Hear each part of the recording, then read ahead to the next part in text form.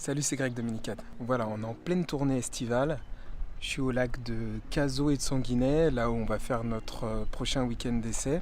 Et je me suis dit que j'allais en profiter pour vous raconter une aventure. Et oui, parce qu'il y a quelques mois, on a décidé de traverser Paris sur la Seine en Minicat avec un moteur électrique. Aujourd'hui, pour la première fois, un Minicat va traverser Paris sur la Seine. On est le 1er avril, mais c'est pas une blague. On a emmené notre 420 Instinct. On est à Porte de la Villette, sur le canal de l'Ourcq, direction Boulogne-Billancourt. Sur ce projet, on a été soutenu par Click & Boat, notre partenaire, qui est une plateforme de location entre particuliers. Allez voir sur leur site, je mettrai la description en commentaire. Vous allez trouver plein de bateaux de particuliers à louer un peu partout en France et dans le monde. Ça y est, on est enfin prêt à partir.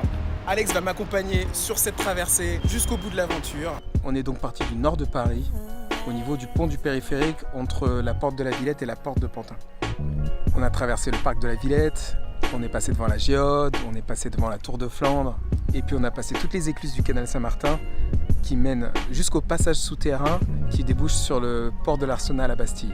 C'était vraiment magnifique, ça sentait le printemps, tout le monde prenait sa pause déjeuner sur le bord du canal, c'était un régal. La partie souterraine du canal Saint-Martin, c'est un endroit un peu magique, pas très connu et qui fait partie des petits secrets de Paris. Ce qui est particulièrement insolite, c'est cet éclairage naturel qui est fait par des puits de lumière dont les rayons sont reflétés par la surface de l'eau sur le plafond de la voûte. C'est assez sympa. On aperçoit d'ailleurs ces puits de lumière dans le dernier Mission Impossible, Fallout.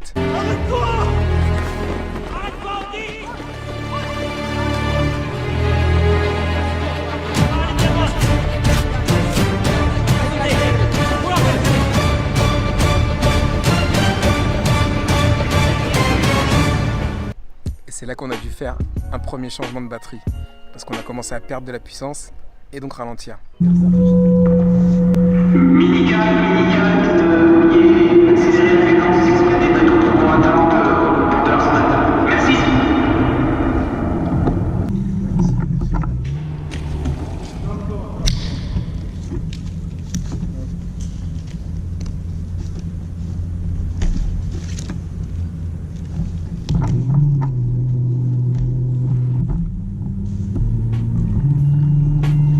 Voilà, qu'est-ce qu'on fait pour qu'on accélère la cadence?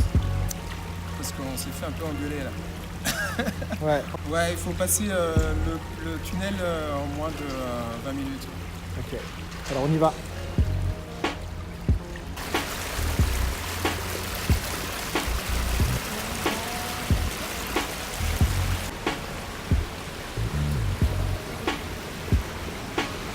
Arrivé au port de Bastille, on s'est fait épingler par la capitainerie, qui était étonnée de savoir qu'on était parti du nord de Paris et qu'on voulait rejoindre Boulogne-Billancourt. Bon, finalement, elle nous laisse passer la dernière écluse qui débouche sur la Seine en nous prévenant que l'on aurait affaire à la brigade fluviale.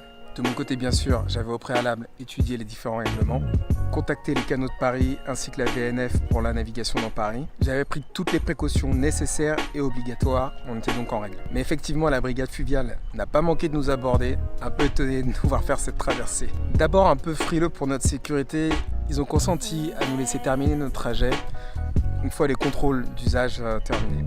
Au final, le trafic rencontré dans Paris ce jour-là n'avait rien de très effrayant. Mais il faut savoir que les péniches distinguent très mal les petites embarcations sur l'eau et ne sont pas très agiles en termes de manœuvres d'évitement. Cela dit, si vous avez l'habitude de pratiquer une activité nautique à Boulogne-Billancourt par exemple, où le trafic de péniches n'est pas négligeable, les précautions à prendre vous seront plutôt familières. Et puis entre nous, j'ai eu l'occasion de traverser des chenaux bien plus impressionnants. Néanmoins, en toutes circonstances, la prudence et la vigilance restent de mise. Bref, on continue comme ça, on passe devant Notre-Dame, sous le pont des Arts, on passe devant le Louvre et le musée d'Orsay, et on ne manque pas de se faire aborder une deuxième fois par une autre équipe de la brigade fluviale. Donc même speech, ils nous laissent repartir en nous demandant d'accélérer un peu le pas. C'est vrai que j'étais un peu en mode économie sur les batteries. Il faut savoir que la vitesse minimum dans Paris pour les avalants est de 8 km/h. Donc on est reparti plein gaz, ou à fond les watts plutôt, au détriment bien sûr de notre réserve d'énergie, et il nous restait encore un sacré bout de chemin pour rejoindre Boulogne-Billancourt. Et donc on passe sous le pont Alexandre III, devant la Tour Eiffel, le clou du spectacle, et devant la Statue de la Liberté. C'était vraiment une journée super, une météo idéale, donc c'était hyper agréable d'être sur l'eau ce jour-là. Et pour finir, on passe sous le pont du périphérique, à Porte de Saint-Cloud, pour ressortir à l'ouest de Paris. Et voilà, on l'avait fait. On avait traversé Paris entièrement en mini-4. On a continué en traversant Issy-les-Moulineaux pour rejoindre Boulogne-Billancourt, notre destination finale. Sur notre troisième et dernière batterie, presque en fin de vie. Bref, on arrive à Boulogne-Billancourt après 6 heures de navigation, les jambes un peu engourdies et toujours un peu sur notre nuage. C'était vraiment chouette de pouvoir prouver qu'on pouvait se réapproprier la Seine dans Paris en tant que voie navigable. Et on était aussi très fiers de pouvoir confirmer encore une fois que notre mini-4 pouvait nous emmener partout. On peut vraiment être créatif avec ce bateau. Alors créez vos propres aventures et partagez-les avec nous. Allez, je vous dis à bientôt en vidéo ou sur l'eau.